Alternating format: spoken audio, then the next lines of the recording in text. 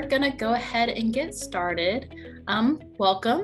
My name is Elena Kidd, and I'm a program director at the University of Alabama at Birmingham School of Public Health within the Office of Public Health Practice. And I'm very excited to welcome you to today's webinar, Scientific Reporting During a Pandemic, a conversation with Katherine Wu from The Atlantic. This webinar is made possible by the Alabama Regional Center for Infection Prevention and Control Training and Technical Assistance Center, or ARC-IPC. The ARC-IPC was established to meet the consultation and support service needs surrounding infection prevention and control throughout the state of Alabama. The center is a collaborative effort of the Alabama Department of Public Health's Infectious Disease and Outbreaks Division at the University of Alabama at Birmingham. The ARC-IPC provides training and technical assistance to infection prevention and control and public health professionals in the areas needed to detect, respond to, control, and prevent infectious disease outbreaks. You can learn more about the center, view and listen to past trainings, webinars, podcasts, request training and technical assistance, and view infection prevention and control resources at uab.edu/ARC-IPC. And you can also email arcipc@uab.edu with any questions. And you can stay up to date about future trainings by signing up for the newsletter on our homepage of our website. So we would like to thank our co-sponsors for this webinar, the Region 4 Public Health Training Center. You can learn more about their programs and the center as a whole through the website on this screen. We would like to take time to highlight our most recent podcast, Having Conversations Around Children and the COVID-19 Vaccination. The American Academy of Pediatrics recommends COVID-19 vaccination for most children and adolescents 5 years of age and older. However, as of April 13th, 2022, only 28% of children 5 through 11 years old and 58% of adolescents aged 12 to 17 have received the 2-dose vaccination series. Throughout the pandemic, having conversations around COVID-19 and the vaccine has been especially challenging, especially when it comes to our children. To hear more from Dr. Candace Tsai, an associate professor at the University of Alabama at Birmingham and the academic journal pediatrician at Children's of Alabama, about how to have conversations around children and the COVID-19 vaccine. And you can find this podcast along with all of our recorded podcast webinars, again, on our website, www.uab.edu/ARC-IPC. So it's my pleasure first to introduce our moderator for the webinar, Dr. Bertha Hidalgo. Dr. Bertha Hidalgo is an associate professor with tenure in the Department of Epidemiology at the UAB School of Public Health. She holds degrees from Stanford University, the University of Southern California, and the University of Alabama at Birmingham. Her research focuses on health disparities related to COVID-19, cardiometabolic diseases, with a special focus on Latino populations and genomics. So it's my pleasure to turn things over to Dr. Hidalgo. Thank you. Thank you, Elena. Thank you so much for everyone who's here today. I am so pleased to introduce Dr. Katherine J. Wu, who is a staff writer for The Atlantic. This is how I came to know her actually as well, where she covers science and has covered in-depth conversations about the COVID-19 pandemic the last, 2+ years. She is also a story collider, senior producer, and senior editor at the Open Notebook. She's previously served as a science reporter for the New York Times as well. In 2018, she earned a PhD in microbiology and immunology from Harvard University, and she is the 2020 winner of the Everett Clark Seth Payne Award for Young Science Journalists. And this is evidenced in every piece that I have seen her write in The Atlantic, and that I have been, I've had the honor of being quoted in at least one of her pieces that have been so instrumental to really piecing together and synthesizing the information that we have so far to better understand risk and what is happening in the COVID-19 pandemic. And so, Dr. Wu, thank you so much for being with us today. I am excited to be on the other end of the table today and asking some of the questions. I know that I just introduced you and I read a brief bio, but I wondered if you might just tell the audience a little bit about your background, additionally as a journalist, what a science reporter is, and in the last especially 2+ years, what types of stories you've covered. Yeah, well, first off, Bertha, thank you so much for that introduction. It's been a pleasure working with you and so many of your colleagues all around the world these past 2 years. My job is really hard. And as we were kind of talking about before we hopped on this webinar, I could not do it without talking to a lot of people every single day. But yeah, I fell into this job. It was not really planned. I got a PhD and I was actually for quite some time fully planning to do the whole academia thing, try and become a professor, start my own lab.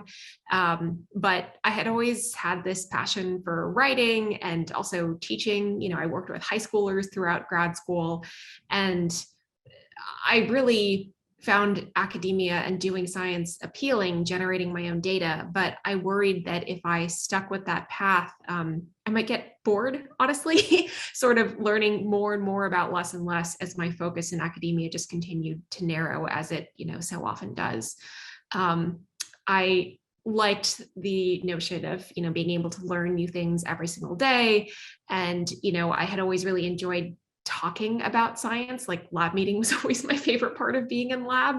And so I started doing some writing on the side. And I think what really became the turning point for me was when I did a AAAS mass media fellowship the summer of 2018, right before I defended my thesis.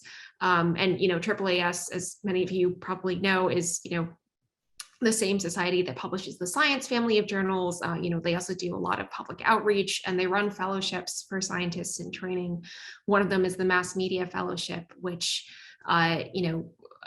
you can apply to it as a scientist in training, and they will put you at a news outlet for 10 weeks during the summer. If you're in grad school, you take a leave, which I did.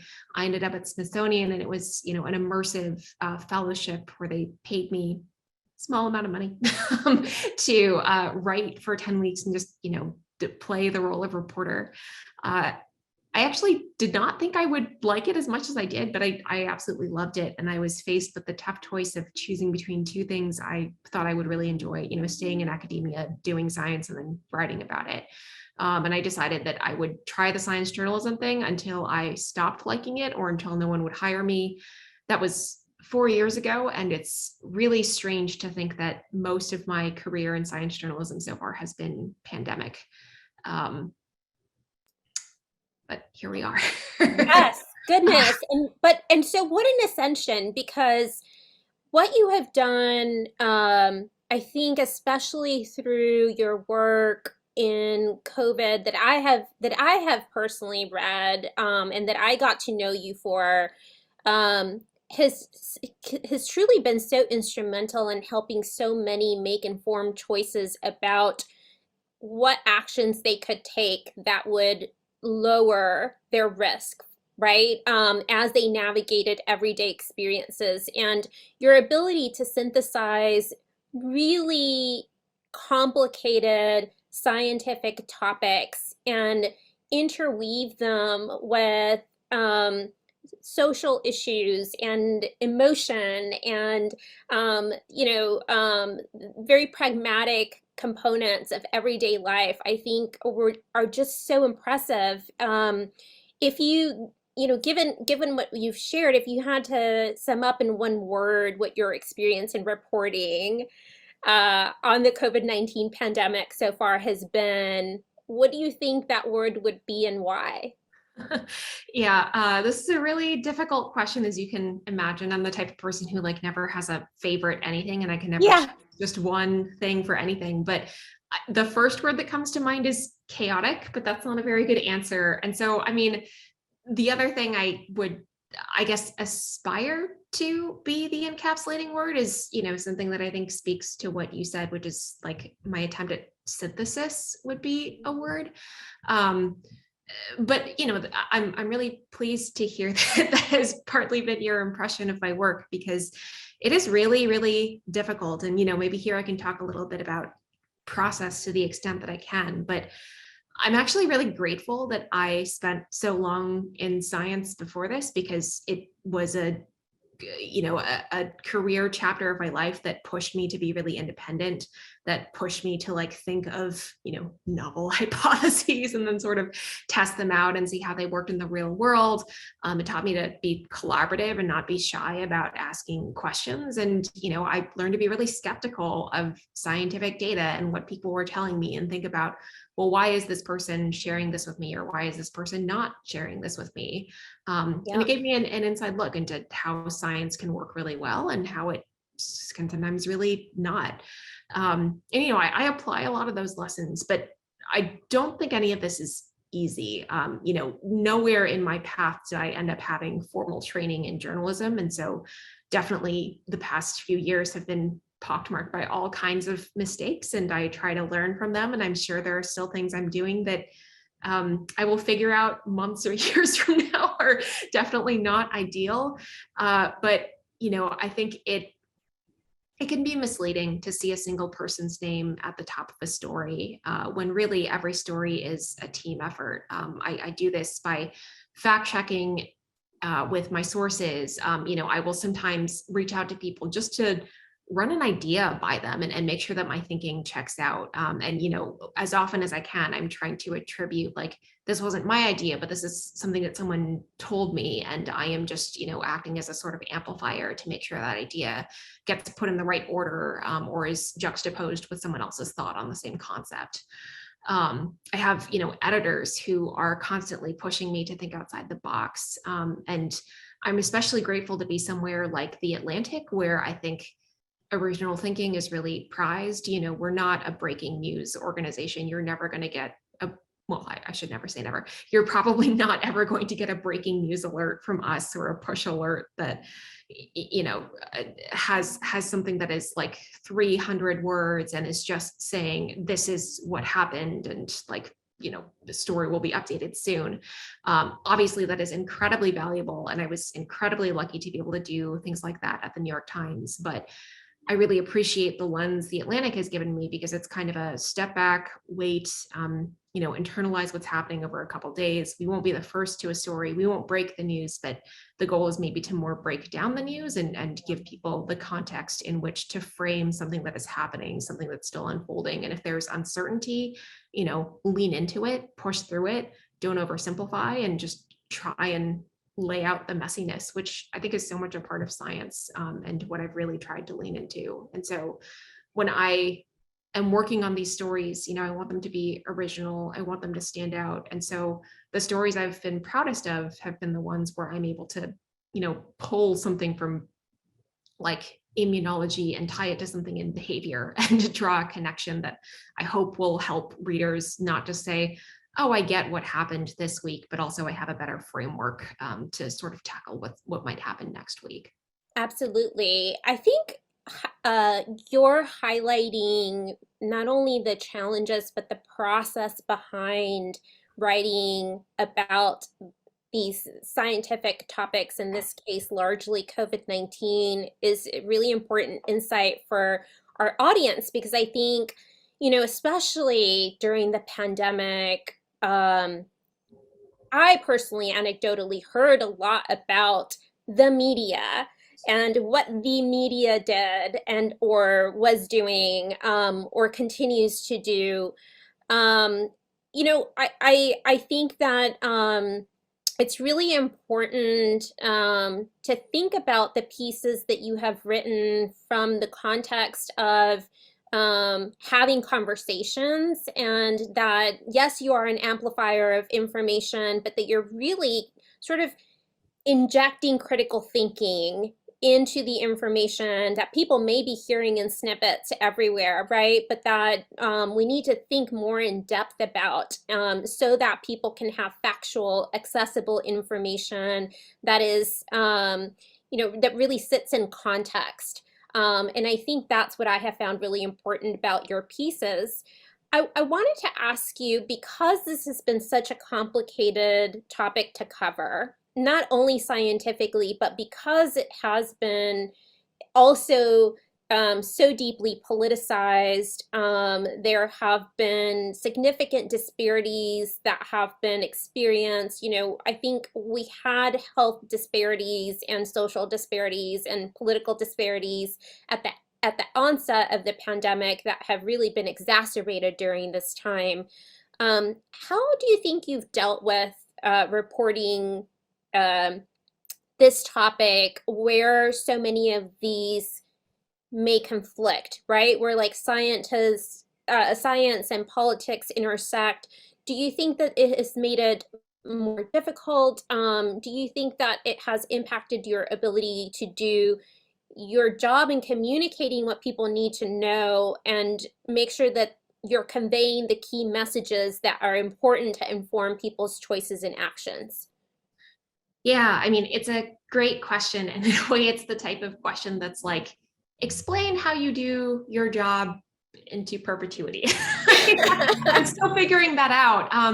It is really, really, really difficult. I mean, yeah, like as you pointed out, I think a lot of these complexities and intersections were present before the pandemic. You know, science is not just this siloed thing. It's done by humans. It affects humans. And at its best, it's being communicated to people and they're learning that information and applying it to their lives. During a pandemic, all of that is still going on, but the stakes are amplified like 16,000%. Yeah. And it becomes really scary. Like everyone has a stake in what's going on. Everyone has their own ideas about what's going on. Everyone has, you know, their own motivations for doing X, but not doing Y. People are all going to want to like read one thing and they're going to open something and say, that's not what I wanted to hear and close it. They're going to hear different perspectives from Fox News, The Atlantic, The Times, The Post, Breitbart. It is intense. And I think what has made this especially difficult is like, you know, one, of course, the stakes here. If the media makes a mistake, if an expert makes a mistake, if a politician makes a mistake, people could be really harmed. Inequities could be exacerbated. Like this is not, you know, a trivial and that weighs on me quite a bit. The second thing is, I think because the stakes are high, everybody wants a say in something. And so misinformation has been an immense problem during this pandemic. Yeah. That means, you know, when I'm reporting, sometimes I not only have to like actively counter it, but when I'm doing information gathering, I myself have to sometimes very quickly figure out, sometimes in the span of minutes or hours, like, what am I reading here? Is this credible? Who can vet this for me on short notice? And what happens if I do make a mistake? We all make mistakes. Every reporter has had some sort of correction or something that they fumbled or something that they did not cover with the right lens or include the right experts on. It is really messy because there are, you know, these twin pressures in journalism of accuracy and speed. And Yeah. ideally you get both, but that is definitely not always the case. I think, again, I'm lucky to be at a publication where speed is a little bit deprioritized and we are caring way more about the accuracy and the depth. But it is really difficult, I think, especially when we get into those pieces where so many different lines of thinking are coming together, or, you know, my original thinking has to play some role. I am constantly terrified of being wrong, especially on something like this. But, you know, I think, again, this really comes down to like, I'm grateful for the resources that I have. You know, I'm able to talk to experts, even if I don't quote every single person I talk to. I can, you know, there are people I can text or call and say, hey, does my thinking check out here? Or what's something that you have seen recently that has been bugging you? Or, you know, during interviews, if I know I'm talking about a charged topic, I will not shy away from that. You know, I may not use everything we talk about, but I will say, is there something about this that's been bothering you? Have you seen something that has been really wildly misconstrued? Is there something that, you know, you have felt like has been really tough to explain or communicate? And those, you know, start kernels in my head. Is that something that I can start to untangle? Is that something I can just keep on the back burner and maybe tackle 2 weeks from now? But it's a lot. I think the other thing that I will highlight here is like, COVID is, it touches every corner of human existence. And like you said, it intersects with pretty much every, like, economics, politics, science, like every subfield of science. There's, I have not covered it all. I've never tried to cover it all. I think through this, I have had to really recognize my limitations and say, I'm going to pick a couple subtopics here, do the best that I can to incorporate different perspectives and different dimensions in the pieces I do cover, but I'm never going to be able to stay on top of every single treatment and every single vaccine and like every single paper that's coming out about like racial inequities. I can try to stay like on top of the highlight reel, but oftentimes like I am reading other writers' writing to educate myself, and recognizing that I will not see every preprint and just hope that I ask enough of the right people that they will point me in the right direction when I need them to. It's a lot. I feel overwhelmed constantly. I feel for you. I really do. I want to honor though and really bring attention to the fact that you have been as a journalist, from my perspective, really intentional about bringing a variety of voices, not only in terms of expertise, but most importantly, I think, in terms of geography, race, ethnicity, and gender. That you put out a call on Twitter, for example. This was like so striking to me, to make sure that there were voices that, people who were on the ground knew should be included in informing, the work that was coming out journalistically about COVID-19. I thought that was just so poignant because too often we hear the same voices, right? And because of everything that you've described, can be so difficult to even find someone that you trust, that is also available, that is up to date with the information that you need in order to inform these pieces. And so, in order to do all of that and account for the time, you mentioned accuracy and speed, that are two conflicting forces that are really at the forefront of being able to put information out for people to read. Do you think that those two factors, in some way or maybe not, have affected the public's view or trust in the media? And do you think that this has changed during the COVID-19 pandemic? Do you think that it has impacted the pandemic? Yeah, that's a tough question to answer because I think it sort of depends what media sources we're talking about. But in general, I think definitely yes. We're obviously in an age where not only do we have the technology to be constantly virtual, but the pandemic has sort of pushed us to be constantly virtual to avoid physically contacting each other. And so like every news organization has a Twitter account and Instagram. They will send you push alerts. There are like live COVID-19 update feeds that will update like truly by the minute. It's constant. And I think like, people do rely on these sources of information, but it can also be really overwhelming. I think, like a couple things come to mind here. One is, I think a lot of people very early on decided, well, this is the news source I have always trusted. This is the only one I'm going to read during the pandemic. And that can be a narrow lens. Most publications do lean a little bit either conservative or liberal. Things like that can certainly affect the type of information that people are getting. And the pressure of speed, I think, also makes it really difficult to present, a really comprehensive view. With science especially, there's always going to be nuance, there's always going to be ambiguity. If you wrote every article like a scientific paper, it would be 40 times as long and there would be 400 more caveats with every single line.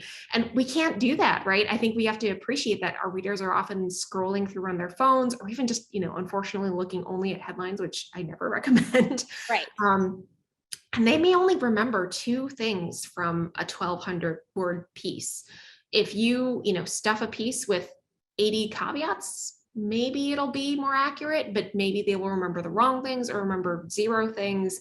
And sometimes things really do have to be streamlined for clarity and acknowledging that, that these are not things that are being dumbed down, but just, what is the most essential thing the reader needs to go about their day. Like the service is always being done for the reader, not for the researchers being quoted or something. But that is really complicated. I think, at an extreme that can get dicey, things can get sensationalized. If there are no caveats included, that can also be a huge problem. And it's really, really difficult. I think, to your point about representing diverse voices, it's something I'm really cognizant of, because I notice that when I quote the same people over and over and over, one, I feel like I start to run out of ideas because I'm getting locked into the same sort of thinking.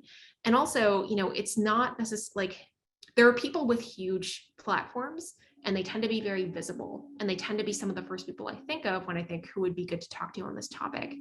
But that's not the reality on the ground. People with massive followings, people who have, 6-figure salaries or have positions in the White House, that's not reflective of the average American who is, dealing with COVID-19 and, may live 20 miles from a pharmacy, and it would be really hard to get Paxlovid, or they don't know how to take, your standard at-home COVID test or whatever it is. And so, I mean, it adds a lot of extra work. It slows the process down, admittedly, to keep all these things in mind, but it's worth it. It's not always possible. I make concessions all the time. I think everyone has to in their job for the sake of efficiency, but I would rather do that than cut corners on that. No, I think it's, from my perspective, very appreciated. And I think leads nicely into this question that one of our viewers has asked. Megan Forster asked, how can public health professionals better work alongside with media outlets to ensure our communities are not misguided by information? What can we take away from this pandemic and take forward to communicate better with the public? The thing that comes to mind here for me personally in some of the work that I did on social media, for example, is being cognizant of the fact that, if I was putting something out, it needed to be at the 4th to 6th grade reading level, understanding that people's comprehension of scientific topics is very minimal on average, and that you really have to break down these scientific topics and then break down the language and piece it all together in order to make sure that, as you said, the 2 words they remember out of that 1,600 word piece are the right words, right? And that they convey the right message. So what are your thoughts about how best we in public health and those that are on the ground, infection preventionists, for example, that are a big audience in this network, can really work alongside your work and that of your colleagues to make sure that we are doing justice and really communicating accordingly and accurately for our communities that we serve? Yeah, it's a really difficult question, and I don't think there is one answer to this. I think there are shorter term, kind of more stopgappy solutions, and then longer term, infrastructural, like entirely systematic things that will have to be worked on. I think, big picture scientific literacy, as you point out, is not where it should be in this country. And people are not taught to trust science. They're not taught to see themselves as a part of science. There's like scientists and everyone else. And, that impression, that gives the impression that like science does not necessarily affect everyone, or science does not necessarily belong to everyone, or, it's for like these white men in white lab coats and it's not for everyone else. Those perceptions need to change, and that is not going to change overnight. That starts with education and like really making sure that people have opportunities to enter science, engage with science. And like, I, as a child, did not like science. And I mean, I'm glad I found my way to it, but I thought it was so boring. I thought like, and no one, bothered to really engage me on the interesting parts of it. I think another very related thing is, just trust, and there are short and long-term solutions here as well. But, one really striking thing that has emerged during this pandemic is if you sort of look at outcomes in different countries, the countries that have done well, countries that have had success with implementing like large non-pharmaceutical interventions on a large scale, the ones that have had success, it wasn't about like exactly what ingredients went into their vaccine or like the percent filtration in each of their masks. It was how much the people trusted each other and their government. world, Yes. to have some leadership. And don't think anyone in this webinar will be surprised to hear that we have a trust issue in this country when it comes to leadership.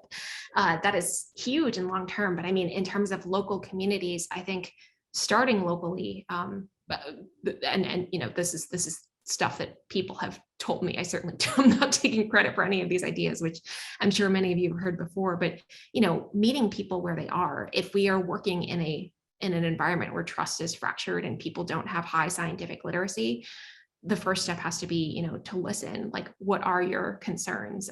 If there is an engagement issue, why does that engagement issue exist? What have your experiences been like in the past? What has someone told you before? Like, what brought us together today? Like, are you open to engaging now? And what sort of started to change your mind? Can we sort of build on that and establish trust? I think, there's always been this idea in science communication that the solution to like fixing this scientific literacy gap is not to just fill it with data and information and bombard people with like, here are all the numbers.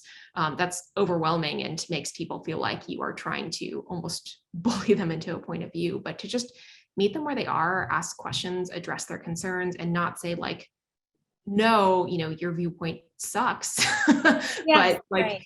But, I understand where you're coming from. Let's talk through it. And that's why there's not going to be a single answer to this. Some of it may be, let's talk together with your pastor tomorrow and like find some common ground, like something that we all have in common. Why do you trust this person? And would you be willing to accept information from them? Information about science doesn't have to come from scientists. For someone else, it may be a matter of like, here, I'm actually going to point you to this study and that will win them over. But I don't think there's going to be a single solution. And I think that's why this work is so hard and why it has gone so unaddressed, because we don't have like, one vaccine recipe that we can just put out there and fix everything. It's not a technological thing. Right. Yes, there is no panacea. For as hard as we've tried in the last 2 years, I think that we've proven that it has, it's all just much more complicated than we originally thought. And some of our the research in my group has shown that you don't have to have a PhD. You don't have to be an expert in the topic in order for people to trust you with information, which I think really speaks to this idea that we have quite a multitude of communicators about COVID-19 information on TikTok and Facebook and, a number of other online sources, podcasts as well, and that it has really contributed to a second pandemic, which relates to information, right? Like the information pandemic, and that is happening in parallel to this viral pandemic that we're experiencing with SARS-CoV-2. You've talked about, having these conversations. You've talked about how difficult truly it is to parse out the information, even for you as a journalist, right? And make sure that you're communicating fact-based information. How do you think that we get people to understand what may be misinformation and disinformation and what is fact? Like, where do we start? Oh my gosh, that is a really hard question. I feel like a broken record here, but I don't think there's a single answer to that one either. It depends, I think one thing that I think about a lot is actually my own mom. She doesn't have, I love my mom, but she does not have the most discerning eye when it comes to like vetting sources. If one of her friends or one of her sisters sends her a link that says like drinking lemon juice is going to cure cancer, she will click on it and she will send it to me and be like, did you see this? Yes. And it'll be like, healthbubblegiggles.com or something. And like, there are, I think, red flags that people have sort of learned to see over time, but it comes back to a scientific literacy issue. But the fact that she's sending it to me, I think, tells me that she cares what I think. I'm her daughter, and I think she knows that I think deeply about these sorts of things. And so if I say like, Mom, that's dumb, don't read that, that's not going to be as effective as like, Mom, look at the URL Like, is there even a byline? Like, is there anyone quoted in this? Did they refer to a study? Just sort of responding with questions and like gently pushing back on the notion that like, there's more to this than the headline. Did you look for the sorts of things that I might have looked for if I were looking at this for the first time? Obviously, it's going to be really different if I'm not dealing with my mom, but like a reader that I am not going to be able to text with and converse with even and walk through those different steps. But I mean, it's tough. Like, I get a lot of mail. My colleagues get a lot of mail, and I long since stopped being able to respond to every single question individually, which I feel a little sad about sometimes, but I think it's just the nature of the job. But I hope that like there are subtle things. I don't think I can formally be like an engaged educator in the same way that I was when I was working with students in a classroom, but I can at least try and show by example sometimes. So when I write into a piece, like science is messy, or like this data was interpreted one way by this group and another way by another group, just even sort of flagging things like that, or showcasing the error process in science and the reworking of hypotheses. I hope that starts to normalize this idea that a lot of these things can be really messy. It's open to interpretation. And, even pieces that I think hold power to account in science and show that science is not always correct or virtuous or any of those things. I think that pushes people to interrogate what they're seeing. Certainly the goal is not for people to see like all scientists as evil or holier than thou, but when that may be warranted, they need to know when to pick that out. And so showing examples of the good, showing examples of the bad. And, if someone asks me directly about misinformation, I would not be afraid to call it misinformation, as I think a lot of the people that I talk to are brave in doing so.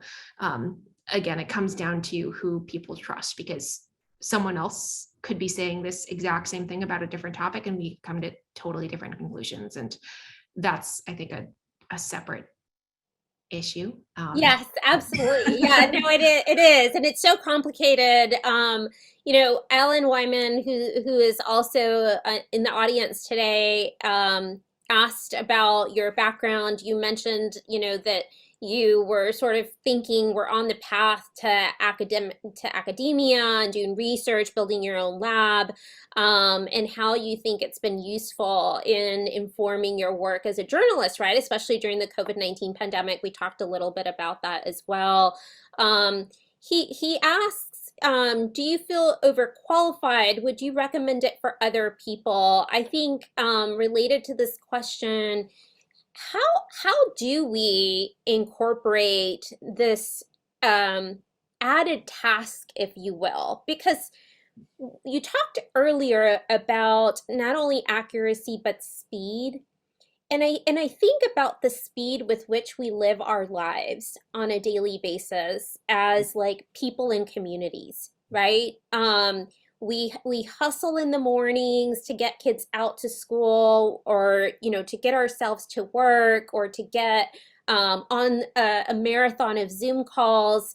We are constantly distracted by not only information but people, but responsibilities. In some cases, we're stressed by the mere fact that we're worried about making this month's rent, or that you got a flat tire and wrote a check that you knew would bounce, and don't have enough money to cover bare necessities. Like these are the situations in which people find themselves in every day. Even as professionals in public health, we may be faced with some of these competing interests for our time and attention.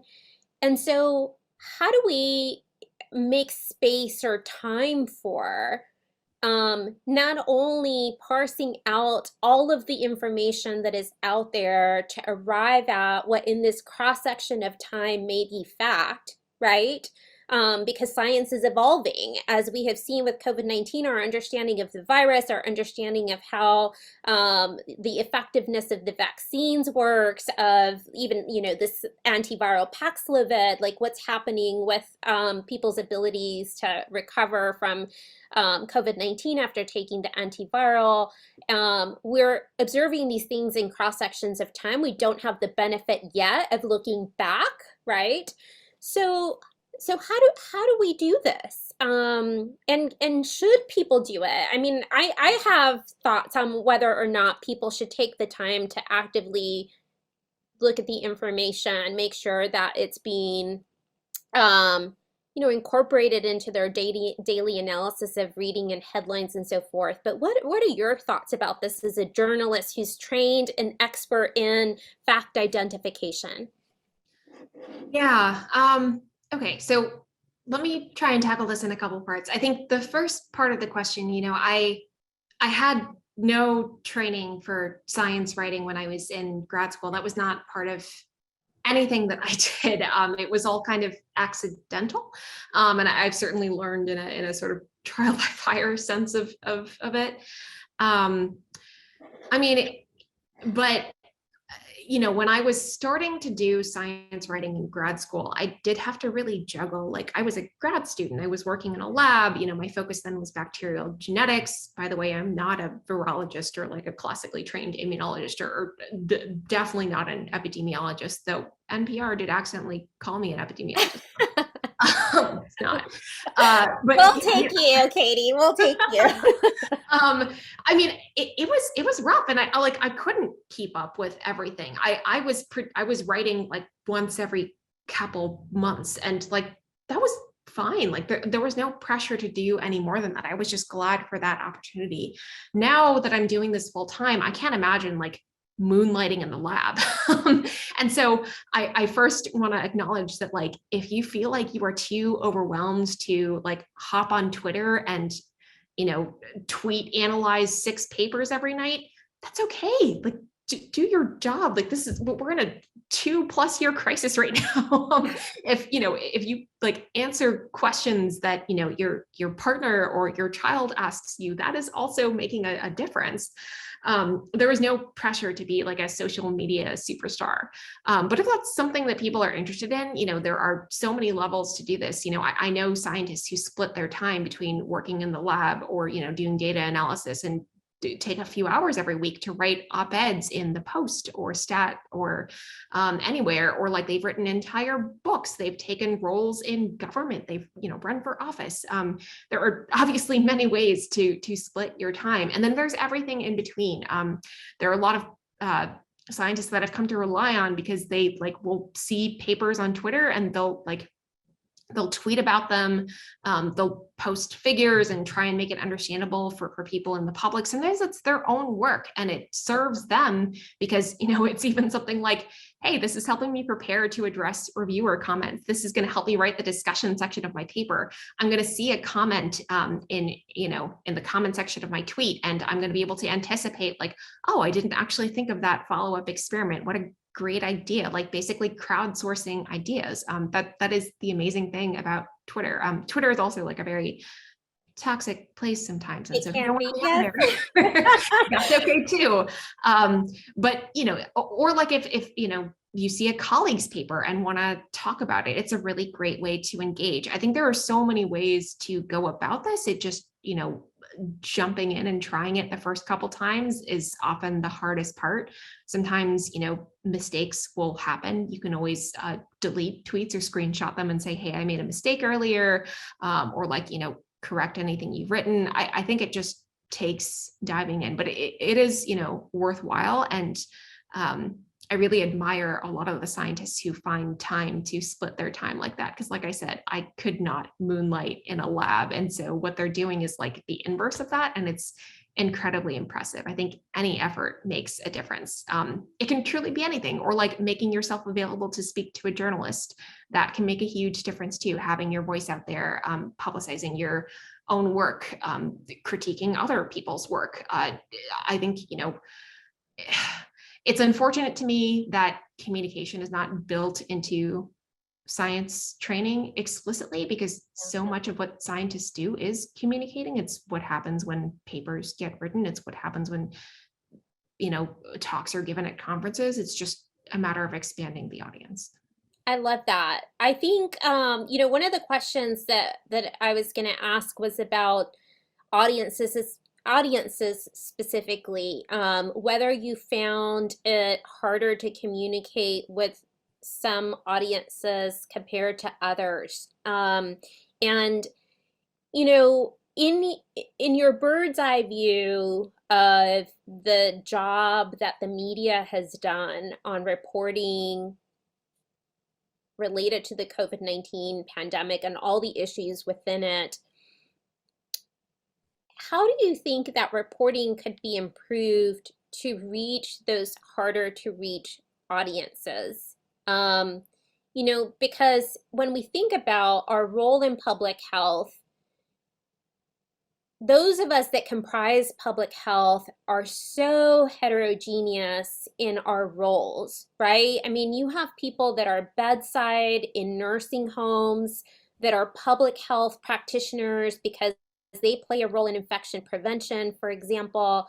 You have people that work at the local, like county and state health departments that are playing very active on the ground, boots on the ground roles in public health. And that, as you said earlier on in our conversation, may have been used to listening or reading to a single media source. And maybe they don't read The Atlantic. They don't know about the amazingness of Dr. Katherine Wu, right? And others who have done such a great job of covering the issues that are pertinent to understanding risk. So, it's kind of a two-sided question, like how can the media do better, but how can we in public health also make ourselves available more open to a diversity of information, such that hopefully between those two things, we can arrive at common ground, a better tackling of mis and disinformation and arriving at fact. Yeah, it's a really good question and a very difficult one. I think it's a pervasive question that comes up at every media outlet I can imagine. Basically, how do we reach new audiences? And I think that's probably the part of the question I am most equipped to speak to. But I mean, it's something that we think about constantly. Like, I'm really grateful that we have regular meetings at The Atlantic. We collect information on the demographics of our readers, who is subscribing to the print magazine, who is subscribing to stuff online, who's clicking, I don't think we have super granular information on that, but like basically who is reading our stuff. Mm-hmm. And the trends are probably what you would expect in terms of like education, socioeconomic status, even race and ethnicity. I think a lot of like older prestige media, certainly including like the Times here, they do trend older, whiter, higher educated, higher income.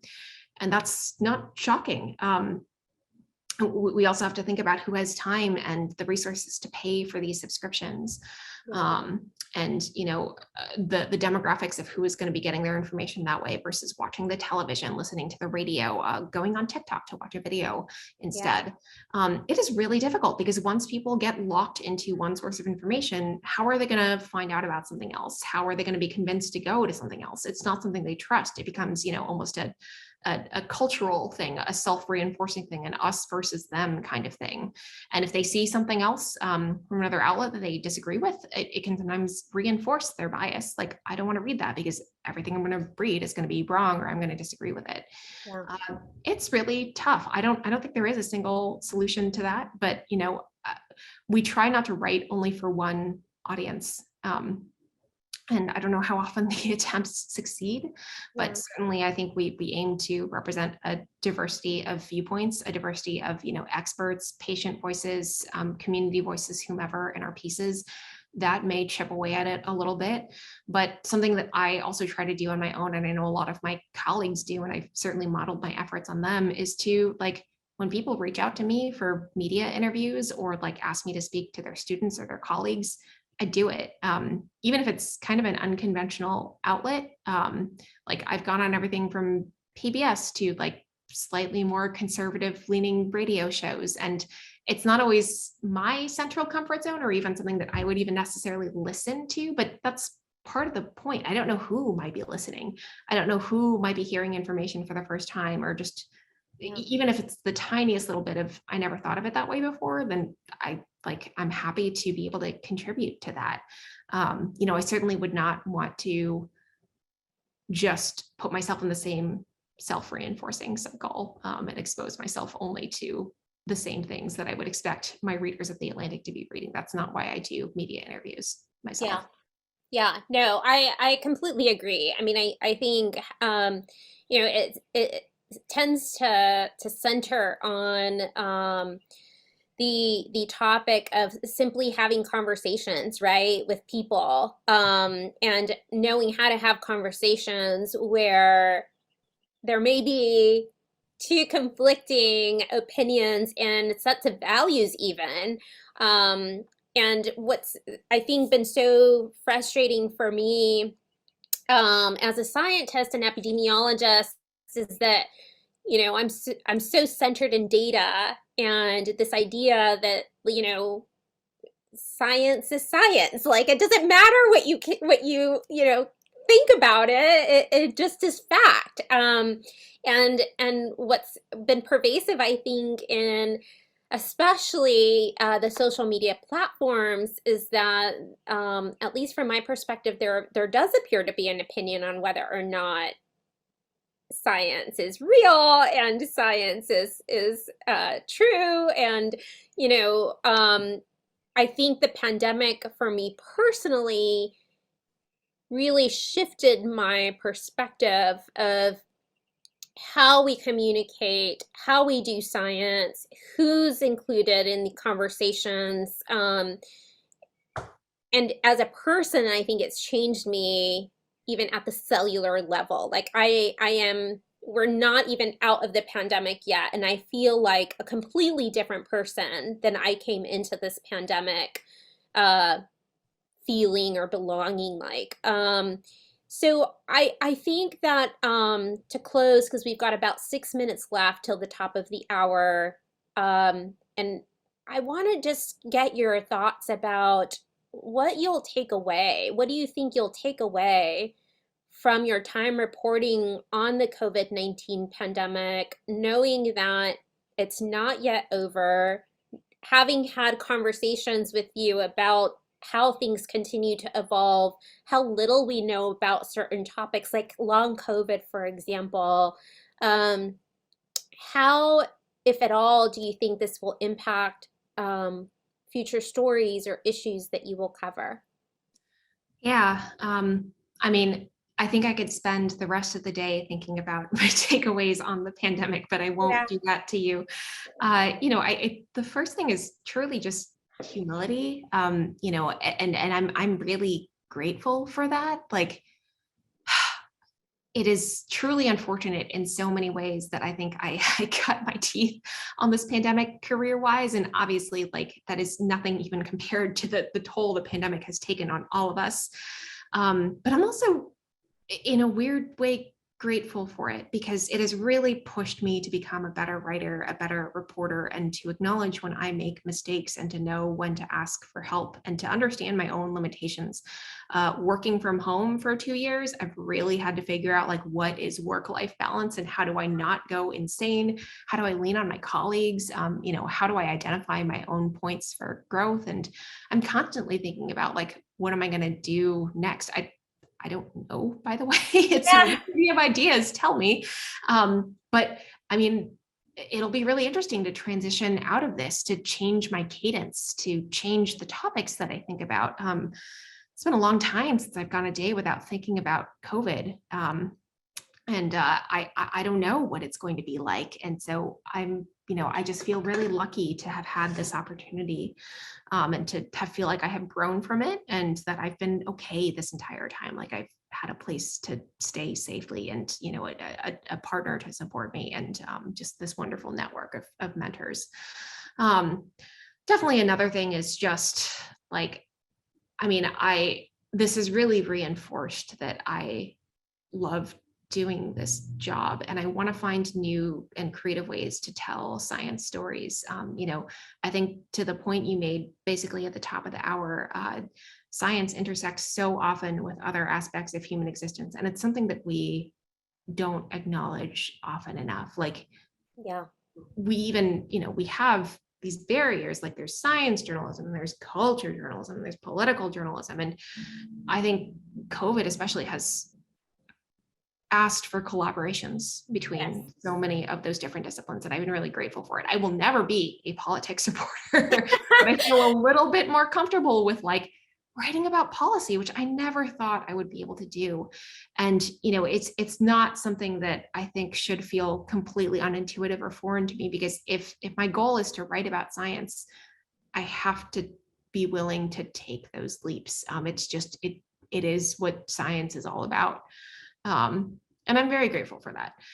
And I think one last takeaway is honestly, like, it's been incredible to meet so many wonderful people during this pandemic, like under horrible circumstances. Right. But like, I have sources that I trust and feel like I can go to. And like, it's amazing to have someone that you can text about T cells on a moment's notice and they'll respond to you, and it's not like weird. I never thought I would be in that position, but it reminds me of the reasons I got into science in the first place, like that it can be really collaborative, that people can be really friendly, and that people can be really excited to talk about their data and just new discoveries. And it's why I love this job in the first place.